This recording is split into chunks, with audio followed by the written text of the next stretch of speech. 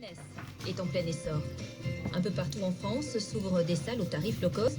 C'est le réseau Moving qui a flairé le bon filon avec ses fitness parks. Partons à Chartres.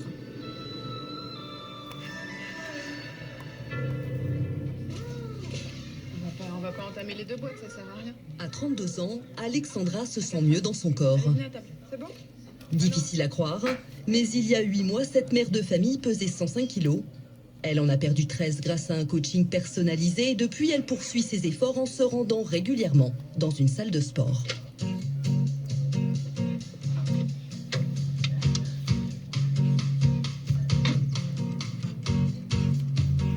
Dans mon emploi du temps maintenant, en fait, je sais que le midi, j'y vais le midi pour pas que ça empiète trop sur la vie familiale. Du coup, oui, c'est devenu un réflexe. Je sais que le mardi, le jeudi et des fois le vendredi, j'y suis quoi. Quand on voit pas les résultats tout de suite, on se dit ouais pourquoi je fais ça. Sauf que quand ça commence à décoller et puis que ça s'en va, enfin les kilos partent encore, etc. On a juste envie d'y aller. Du coup, moi je prends plaisir alors que je suis pas une sportive du tout à la base. Après une mauvaise expérience dans un autre club, elle s'est inscrite dans cette salle, à la périphérie de Chartres.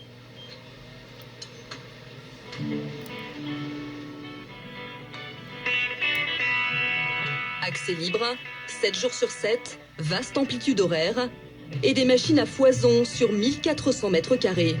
Pratique, mais surtout économique. C'est un budget, mais après il faut savoir ce qu'on veut. Enfin, moi dans mon cas, la perte de poids est pour moi obligatoire. Du coup, il faut en passer par là, quoi. Et puis comparé à d'autres salles, c'est la moins chère. Le prix, argument fort de cette salle low cost. 19,95 € le premier mois, puis 29,95 € mensuel, c'est 2 fois moins cher qu'un abonnement classique. Ici, c'est le volume qui assure la rentabilité. Plus de 1200 adhérents et jusqu'à 10 000 dans certains clubs de l'enseigne. Alors qu'une salle commerciale ne comptait que 500 clients en moyenne, il y a encore quelques années. Mais le volume n'est pas la seule recette pour tirer les prix vers le bas.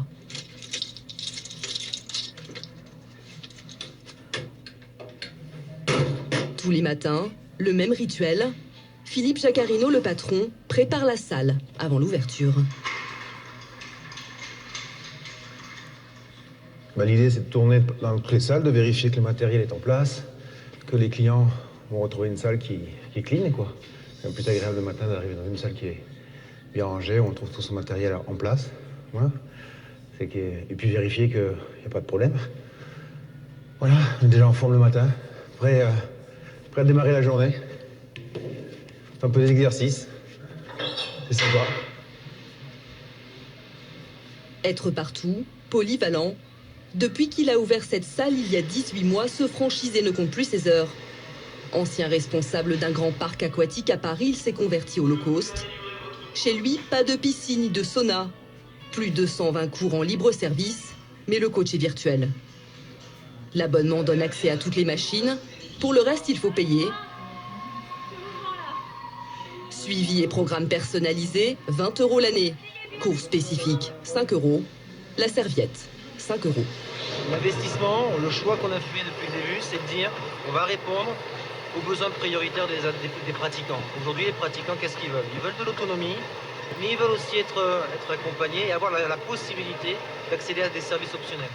Donc on a focalisé nos investissements essentiellement sur du matériel haut de gamme, du matériel qui permet aujourd'hui à l'adhérent de pratiquer de façon autonome, tout en sachant qu'on est à sa disposition en cas de besoin. Les épaules toujours relâchées, le travail se fait vraiment qu'au niveau des jambes. Asseyez-vous, 8 de chaque, go! Même si la salle emploie 5 salariés en chair et en os, le vélo face à un écran est attrayant. L'effort est bien réel, les économies aussi. Normalement, vous, oui, hein? Le concept de prix attractif, c'est aussi d'optimiser les charges. Et dans les charges, il y a effectivement les charges de personnel. On mélange. Tous les coûts de fonctionnement, que ce soit les énergies, les loyers, à tous les niveaux, on va essayer d'optimiser en trouvant les meilleurs fournisseurs, en négociant les meilleurs prix, de façon effectivement à optimiser les réductions de coûts. La forme pour tous, en libre service et à petit prix, un concept inspiré de nos voisins européens. Allemagne, Angleterre,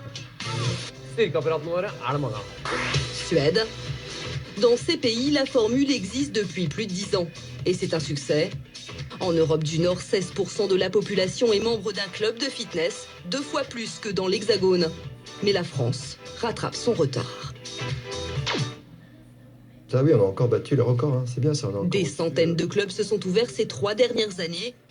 Chez le leader français des salles de remise en forme, le low cost est l'un des 5 concepts déclinés. 90 clubs et 25 ouvertures prévues cette année. Et ce n'est pas prêt de s'arrêter. Aujourd'hui, on le voit bien, nous avons dans les quartiers où nous sommes installés, 1, 2, 3 de nos confrères qui s'installent autour de nous. On marche tous, on fonctionne tous, on n'a pas vraiment perdu d'adhérents. Donc ça veut bien dire que tout le monde va se mettre au fitness. Et on a eu des très belles études, notamment faites par le cabinet Deloitte, qui nous montrent qu'il y a 30% des Français quand même, un Français sur 3, qui veulent faire du fitness. J'amène les bras derrière, je reviens et j'expire. D'accord ? Mais pour continuer à se développer, il faut innover et proposer toujours de nouveaux services, de nouvelles activités, cross-training, soirées DJ, conférences sur le sport santé.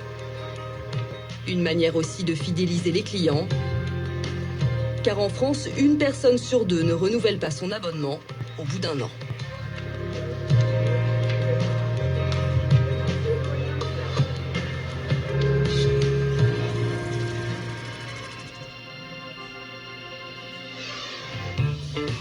Le bien-être, c'est aussi se surpasser. Comment se faire plaisir en se faisant du mal? Jamais la course à pied n'a fait autant d'émissions.